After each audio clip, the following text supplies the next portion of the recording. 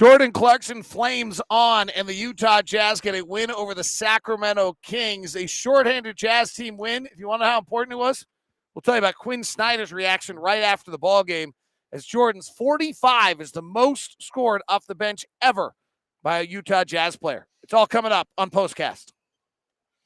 David Locke along with Ron Boone as the Jazz win over the Sacramento Kings tonight. The Jazz get 45 from Jordan Clarkson off the bench on 15 of 21 shooting. He goes 7 of 13 for 3. He really did it in an array of different ways. It started with three-point shooting. He was 5 of 5, 4 of 4 in the first quarter to start it. He took the end of the quarter shot and missed. But then they started closing. He got to his right hand all the time. We know he's deadly when he did that. He showed a lot of versatility. And frankly, his biggest play of the night was a push ahead pass to Bojan Bogdanovic for 3.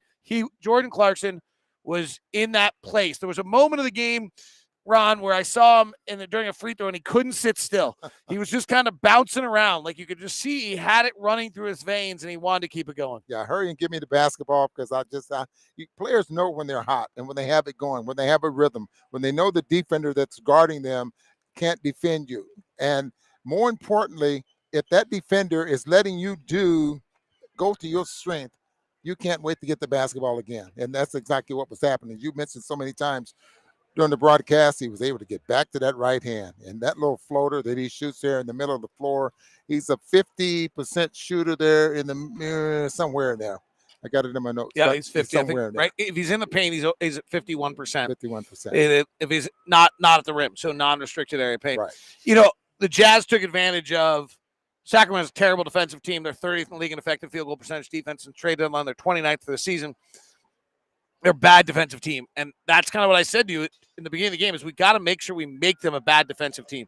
Move the ball, push them, tax them, do those kind of things. I think that's exactly what they did. Exactly. So if you're a fan and you wanted to see some scoring, or you enjoy some scoring, you got a chance to see it tonight, because there was a couple of players on the one particular player anyway, and Fox, that had a pretty good night there as well, shooting the basketball. The Jazz ended up giving up 125 points in this ball game. So there was a ton of scoring altogether, 259 points scored in this ball game, but it was the Jazz, Hassan Whiteside's rebounding and Jordan Clarkson scoring that was the attraction. Talking about Hassan, he plays 35 minutes tonight. He said to us after the game, big fella goes out, I didn't want to drop off.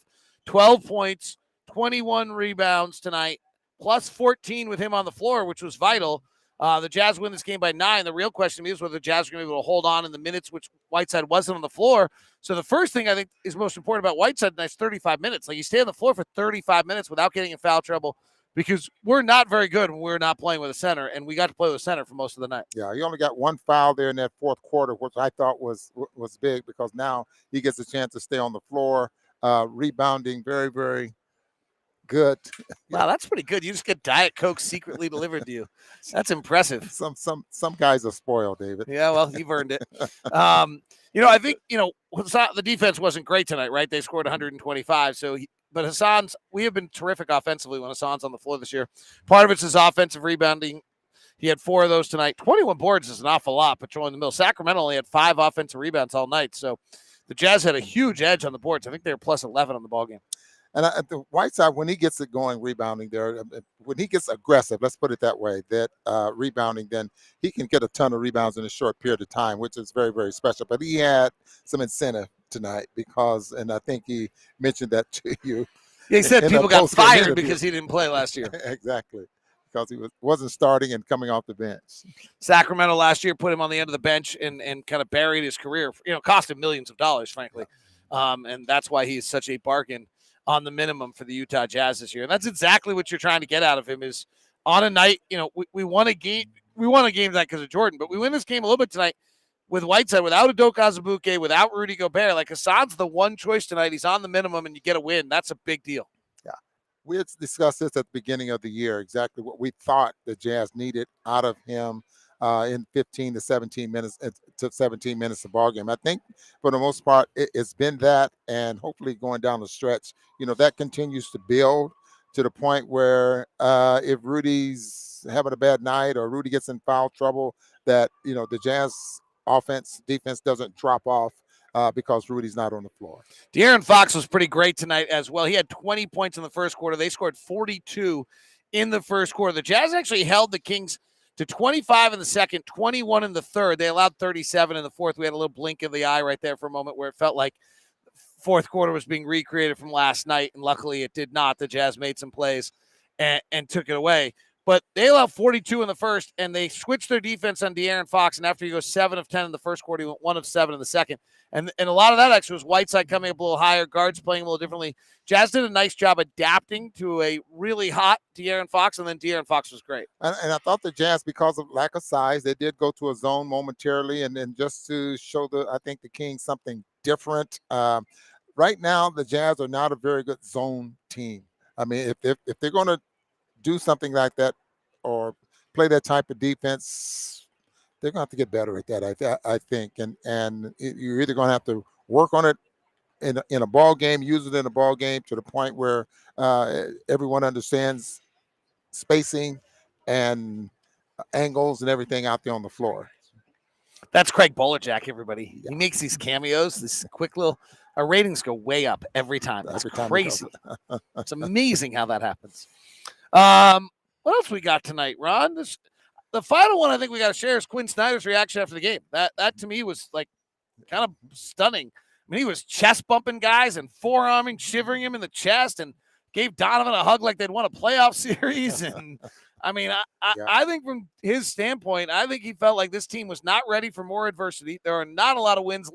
Hey, we're going to win some of these games coming up here, but you're not walking into we're not playing a game until I think we see Oklahoma City at some point here where you're going to walk in the game thinking we're going to win tonight. Like we don't have a game where I think our win probability is going to be anywhere over 60%.